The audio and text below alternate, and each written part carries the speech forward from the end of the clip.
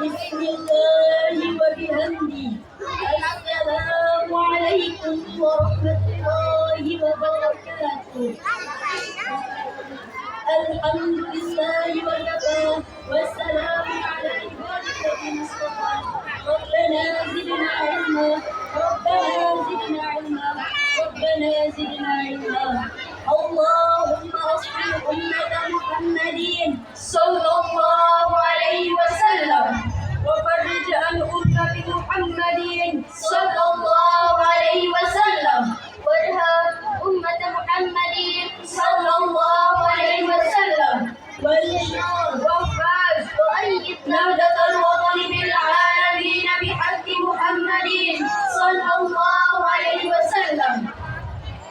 Dewan Hakim yang arif lagi bijaksana, hadirin sebangsa dan setanah air yang kami banggakan, puji syukur kita panjatkan kehadirat Allah Subhanahu wa Ta'ala yang telah melimpahkan nikmatnya kepada kita semua, sehingga kita dapat berwajah di tempat yang penuh barakah ini. Salawat dan salam semoga tercurahkan kepada baginda Nabi besar Muhammad sallallahu alaihi wasallam yang telah membawa kita dari zaman jahiliyah menuju zaman Islamiyah, dari jalan yang berliku-liku menuju jalan yang lurus. Sebelumnya kami akan membawakan sebuah pantun suku Sunda, suku Banjar, hidup rukun di Indonesia. Bapak Ibu apa kabar? Apakah sehat semuanya? Hadirin sebangsa dan setanah air yang kami banggakan, beberapa abad silam dalam tatanan sejarah umat Islam, tepatnya pada tanggal 12 Rabiul Awal, hari Senin, tahun 571 Masehi, tahun Gajah, lukisan indah coretan sejarah mencatat tentang kelahiran orang yang akan membawa cahaya di tengah kegelapan, seorang manusia spesial yang mengemban misi penting dari Yang Maha Rahman, orang yang membawa peradaban kelam menjadi peradaban penuh kebanggaan. Dialah baginda Nabi Muhammad sallallahu alaihi wasallam.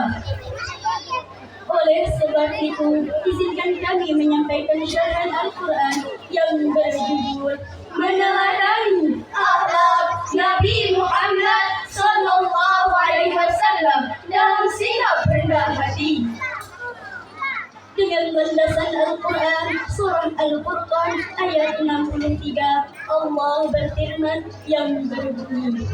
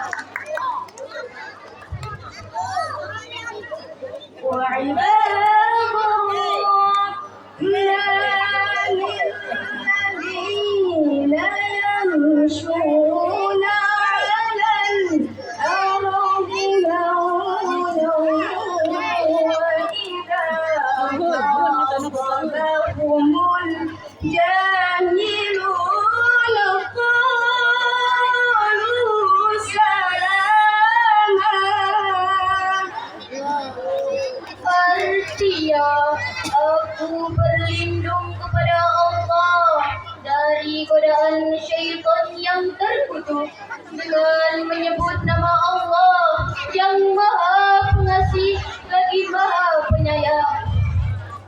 Adapun hamba-hamba Tuhan yang Maha Pengasih itu adalah orang-orang yang berjalan di bumi dengan rendah hati, dan apabila orang-orang bodoh menyapa mereka dengan kata-kata yang menghina, mereka mengucapkan salam.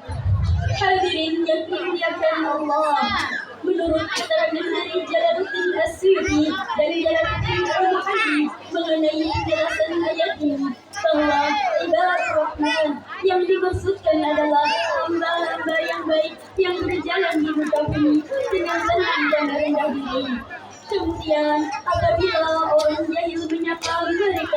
untuk mengajak berbicara dengan hal-hal yang tidak disukai, maka hamba yang baik tersebut mengucapkan kata-kata yang mengandung keselamatan atau kata-kata yang menghindarkan hamba tersebut dari dosa.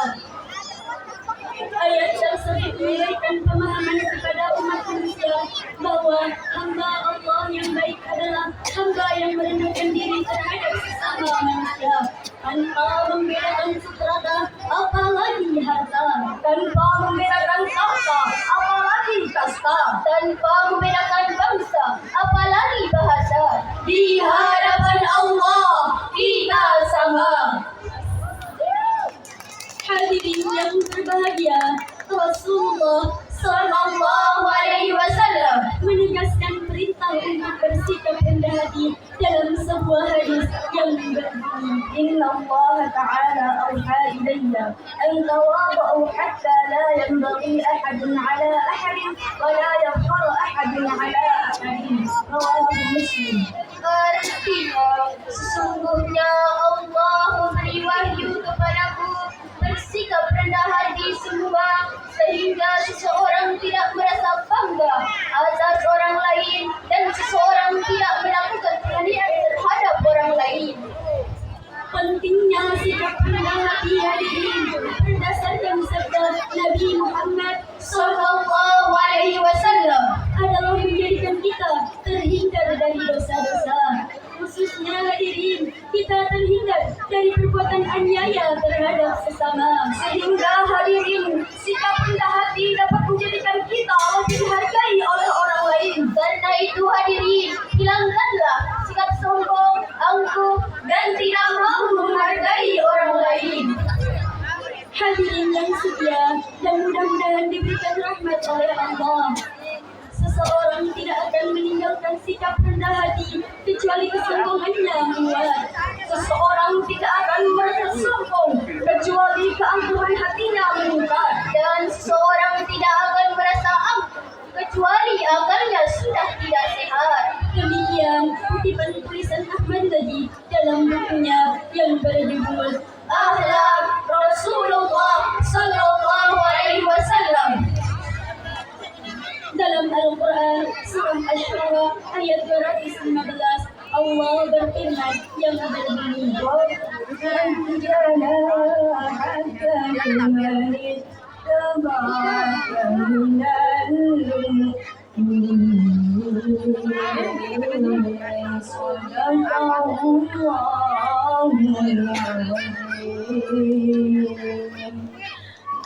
artinya, dan rendahkanlah dirimu terhadap orang-orang yang beriman yang mengikutimu.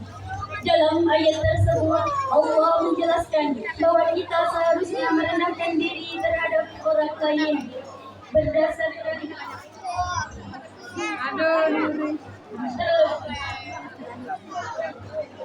dalam ayat tersebut, Allah menjelaskan bahwa kita seharusnya merendahkan diri kepada orang lain seperti yang telah dilakukan Nabi Muhammad Sallallahu Alaihi Wasallam dalam proses dakwah beliau sehingga dapat melakukan perubahan drastis dari masa kelam menuju masa yang penuh kejayaan, terlebih khusus kepada orang yang beriman. Sebagai penutup syarah, izinkan kami melambungkan pujian kepada Sang Pembawa Rasul kebenaran sebagai bentuk kebahagiaan atas bulan kelahiran dengan harapan bisa dapat syafaat di hari pembalasan. Wahai hati tercinta, syafaatku yang didambakan. Wahai rahmat semua makhluk alam semesta. Assalamualaikum ya Rasulullah. Assalamualaikum ya Habibi, ya Nabi Allah, ya Rasulullah. Inilah yang dapat kami sampaikan. Mohon ampun dan maaf atas segala kekurangan. Terima kasih atas segala perhatian. Kami akhiri dengan ucapan Wallahumma muwaffiq wal hadi ila sabilir rasyad. Assalamualaikum warahmatullahi wabarakatuh. Waalaikumsalam